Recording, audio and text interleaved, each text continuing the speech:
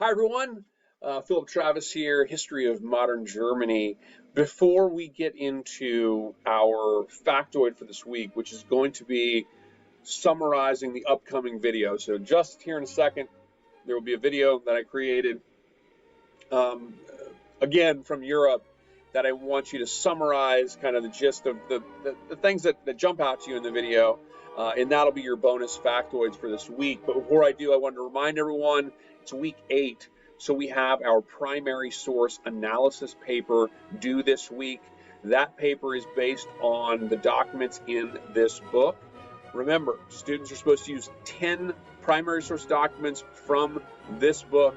They need to write a paper that pulls those 10 sources together and makes a central thesis, a central historical point. What do those 10 documents that you chose tell the historian about Germany at this time? You may use any of the documents you decide in here. Just use 10 primary source documents, pull them together, and make a central, concise, and specific thesis about this period of history in German history. So that is our assignment for this week. Be sure to see the guidelines posted in modules and follow those guidelines. Make sure that you fulfill the basic requirements. You don't lose any unnecessary points. Remember, we're citing in Chicago-style footnotes. Please, footnotes. And I have an example for that also in that document. Now to the bonus extra credit video for this week. Enjoy. Hello, everyone. Professor Philip Travis. And in this video, I wanted to show us some images, give us some information from the incredibly historic city of Salzburg, Austria. Salzburg, which is located on the edge of the Bavarian Alps. Salzburg, located just on the border between modern-day Germany and modern-day Austria. It's a deeply historic city. The image you see in front of you, the historic downtown area of Salzburg, is a UNESCO World Heritage Site. It was the birthplace of Mozart. It is very much at the center of classical music world. It has numerous sites stretching back to the early Middle Ages and is an incredibly interesting place to visit. And if you do visit it, I recommend visiting in the summertime during the festival season. There are many classical music events that are going on in the city in the month of July, and it's an incredibly exciting time to visit the city. Now, in this image, you see, dominating this ancient skyline, you see the Hohensalzburg Fortress, which is this large fortress built on top of a 500-meter stone precipice. It very much dominates the skyline of Salzburg. It was built, or its beginning of its construction dates back to the 11th century, if not even earlier. This is an image from that famous fortress, from the top of that fortress. It very much gives you a feeling of this area of Austria, the edge of the Bavarian Alps, these tremendously impressive mountains, the countryside of Austria from this massive fortress, again, built on top of a 500-meter stone precipice. This image is from just below the Hohensalzburg Fortress, and you can see the edge of the fortress just up here. And this is located right down next to St. Peters Abbey. St. Peters Abbey is an ancient, one of the oldest continually existing Catholic monasteries or abbeys in the world today, its founding dating back to 696. In fact, so the early Middle Ages. And you see again another look down here in the sort of courtyard of the abbey with the crypts, which are small compared to other crypts, but the crypts are located over here and they are hewn right into the stone. And again, you can see the Hohensalzburg Fortress located above St. Peter's Abbey, an ancient early Middle-aged abbey, still active today, sitting below this likewise similarly ancient and impressive middle-aged fortress, the Salzburg fortress, much of which was built during a period of political struggle between the Catholic Church and the various kings of Europe when Pope Gregory VII was the Pope. In this image, I want to talk a little bit about Austria in more recent history, the Second World War. Again, you see the cathedral, the Hohensalzburg Cathedral. You can see the tops of St. Peters Abbey over here. But over here, this bridge it might look like just a simple bridge, but this bridge is also a very interesting and tragic piece of history of Austria.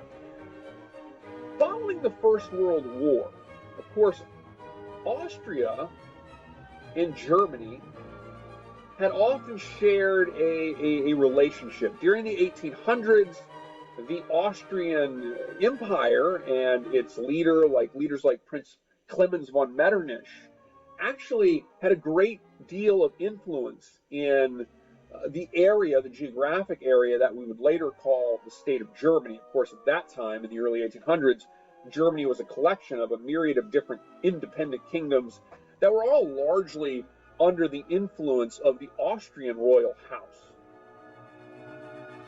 Of course, following the unification of Germany under Otto von Bismarck in 1871, Austria, the Austro-Hungarian Empire, and the German Empire in Central Europe became aligned states. They were allies, and they worked together very much in tandem. And of course, as you probably know, it was largely the Germans that encouraged the Austrians to declare war on Serbia at the beginning of the First World War, following the assassination of the Austro-Hungarian heir, Franz Ferdinand, in Serbia. At the end of that war, of course, the Austro-Hungarian Empire was broken apart there were many different national identities in Austria, and Austria became a much smaller country as there were new independent states that were either created or merged with other states in the realm of Austria-Hungary. Both Hungary and Austria's territories were whittled down to the smaller sizes that we more or less see today. Well, another factor in the agreements at the end of the First World War, agreements associated with the Treaty of Trianon ultimately, the Treaty of Versailles, those agreements forbade any kind of unification between Germany and Austria, which was something that many in Germany had wanted, was a unification of Germany and Austria. This was forbade by the various treaties that were put in place following the First World War. And we're going to talk a little about that bridge in just a second. Of course, to make this long story short, as many of you are aware, in 1938, Nazi Germany, under the leadership, of course, of Adolf Hitler, would annex Austria in an event known as the Anschluss, the annexation of Austria. The Anschluss, the annexation of Austria in 1938, came against a background of some wider calls, both in Austria and Germany, for pan-Germanism, if you will, that occurred after the First World War.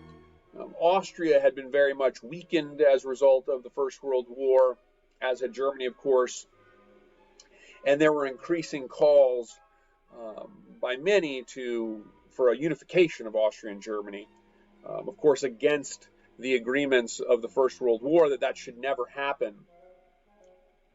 But there were pretty widespread calls for this, and the annexation of Austria, the Anschluss, which basically, when it occurred in 1938, it was basically,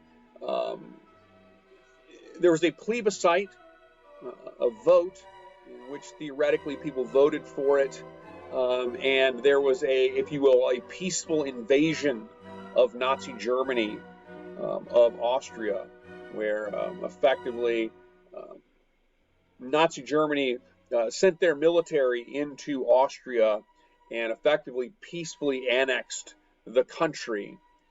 And there was a lot of pressure placed on Austria from Nazi movements within Austria, as well as from Nazi Germany as a whole, leading up to that development in 1938. As a result of that, Austria became very much complicit in the events leading up to the Holocaust and the Second World War. This bridge that you see pictured here, this bridge was built by slave labor. There was a labor camp established in Salzburg, and slaves built POWs and other individuals that were being placed in concentration camps within Germany and its greater territories were forced to construct this bridge. And when you come to Austria or Salzburg, you see a plaque here commemorating the prisoners of war and the victims of the Holocaust who were forced as slave labor to construct that bridge. During the Second World War, Austria was bombed, though not as extensively as other cities in Europe. Austria is associated with a unique Baroque architecture, and most of that survived. So there was some damage to some of the domed roofs that you see here, but overall the city wasn't horribly damaged in the war, at least when compared to some of the other cities. It became the center of Allied operations in Austria as well in 1945, as the Allies, slowly defeated Nazi Germany. So Austria, in Salzburg, Austria particularly, right on the border of the Bavarian Alps and on the border with Germany, a city very much tied to the difficult history of World War II, of Germany, of Nazi Germany and the Holocaust, as well as a city with a much deeper history and a place that I highly recommend visiting.